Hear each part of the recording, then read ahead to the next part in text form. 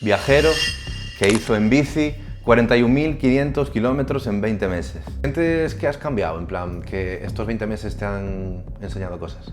Bueno, sí, enseñaronme, pero dime conta que cando cheguei aquí que todo sigue igual. Porque o medo, que vivimos con moito medo, a amabilidade que cuanto máis pobre é o país máis amable, parece un pouco de Pachamama e de tal, pero realmente vino e creo que é así. Eu notei desde que empecé o viaxe hasta que o acabei que o mundo foi a peor, é dicir, Que sentido? as situacións políticas están máis complicadas, en Irán cando eu pasei non había problema, a volta xa non puden entrar porque necesitabas un guía turístico. En un viaje de este estilo todos tenemos un poco el concepto de que hay que llevar mucho dinero o un colchón bueno. ¿Cuánto gastaste tú en total en el viaje? A xente que lle agobia non sabe onde vai dormir ese día.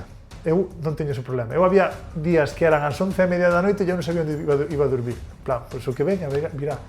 Seguíronme en China, tuve a policía que me seguía porque China é unha sociedade moi controlada, hai cámaras por todos os lados. Sí.